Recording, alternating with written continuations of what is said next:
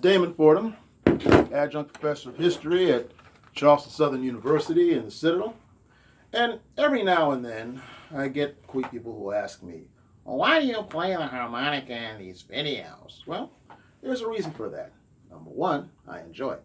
And number two, it's a part of an ancient West African tradition. You had these people who told these stories, who explained history as well as giving moral lessons, called the Griots. They were African storytellers, and they often performed with musical accompaniment. Now, of course, they weren't playing harmonicas in ancient West Africa in those days, but since I like to play that, that's how I choose to begin these things. So that answers that question. Now, more about these griots. The griots were these brilliant African storytellers who learned for generations, from father to son, or from mother to daughter and so forth, the stories of their people, their kings, their lands, etc., and so forth. In order to instruct others, they would have these huge sessions where they would sit around and pass these stories down and instruct people and so forth. And to give you an example of this, one such griot was a fellow back in 1959 named Jali Mamadou Koyati. And this is what he had to say about what he did. He said, I am a griot. It is I, Jali Mamadou Koyati, son of Bintu Koyati and Jali Gidan Koyati, master in the art of eloquence. Since time immemorial, the Koyatis have been in the service of the Kita princes of Mali. We are vessels of speech. We are the repositories which harbor many secrets, many centuries old. The art of eloquence has no secrets for us, because without us, the names of kings would vanish into oblivion. We are the memory of mankind, and by the spoken word we bring to life the deeds and exploits of kings for younger generations. And one of the stories that this particular griot told was that of Sundiata, the king of Mali during the about 1200s AD. And he told the story of how this King Sundiata was born disabled, and this evil king took advantage of his disability to nearly destroy his kingdom. So instead, these wise men came and taught him the skills of being a strong and wise king, and he defeated this evil King Sumanguru to become the leader of Mali. And of course, his recitation of that was published in this book, Sundiata, the Epic of Old Mali, in 1959 by D. Tiniani. And to this day, in Mali, many children can tell you the story of Sundiata that happened 800 years ago. Some 400 or so years prior to, 500 or so years prior to George Washington and the rise of America. Something to think about, right? Now, these griots also told fascinating stories that were used as instruction for their people. For example, very recently, Dr. Henry Louis Gates wrote a book called The Annotated African American Folk Tales, in which he included some of these griot stories. And one of them dealt with that of the talking skull, which says that this African in West Africa was going down this field, and all of a sudden he looked below him and saw a skull. He said, this is unusual. He reached down, picked up the skull, and he looked at it, and the skulls began to talk.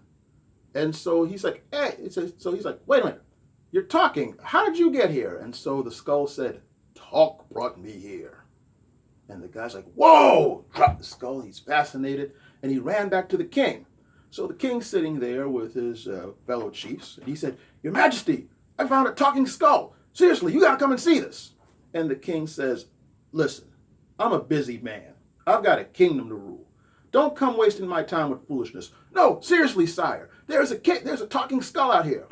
Very well, but if you disturb me from my daily routine with foolishness, you shall be dealt with. Well, the king went out there with the fellow, and he saw the skull on the ground, and so the guy picks up the skull. Okay, skull, talk for your majesty. The skull said nothing. Come on, look, the king wants to hear you speak. Say a few little syllables. Come on, say something. Skull says nothing. And the king is, I'm waiting. Come on, talk for your majesty. And so the skull continued to say nothing. So finally the king said, listen, you have wasted my time with foolishness. I have better things to do than that. So the king took out his sword, whoop, chopped the guy's head off. A couple of days later, another fellow goes through the field, and he sees two talking skulls. He sees two skulls. And so he sees two of the skulls, and he picked up the last skull that was there, which was the skull of the guy who told the story of the skull to the king. And so he said, I wonder what this skull is doing here. And the skull that belonged to the man who told the king about the skull said, talk brought me here. You see, the African griots used that story to explain to people the danger of loose lips sinking ships. In other words, think before you speak. But the griots also use their stories to inspire young people to greater heights. For example, further south in South Africa, there was a griot, an African storyteller by the name of Chief Joyi. And Chief Joyi loved to entertain these native children in South Africa about kings like Cetewayo, who fought the British in the Zulu Wars, and the great Shaka Zulu, whose exploits still thrill the children of South Africa today, who lived back in the 1800s. And the children would sit enthralled with his stories, as many would do with television today. And one of the young people who listened to him was a boy by the name of Rohilala.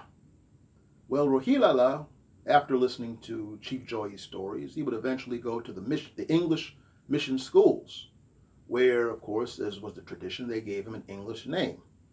Well, Rohilala, who was filled with the stories of Chief Joyi and the great African kings and chiefs, he was given the English name of Nelson. Nelson Rohilala Mandela. And it was those stories that inspired Nelson Mandela to do what he did in assisting in the liberation of his people in South Africa in the 1990s. And that's why the great African storytellers, the griots, were important, because they taught through their stories. They inspired and they instructed. And this is somewhat of a lost art here in America today, and that's why Dr. Henry Louis Gates documented that in his book, The Annotated African American Folktales. But in case you haven't seen or read the book, I'm here to tell you, as one who grew up with these kinds of elders, that it's important to listen to wise elders who do the same thing in our own time. And if you didn't grow up with people who do that, well, you could take your experiences and what you know and use them to instruct the young people through stories of all that you've seen, all that you know, so that they can take that to the next level. This is Damon Fordham talking about the griots and the great African storytellers.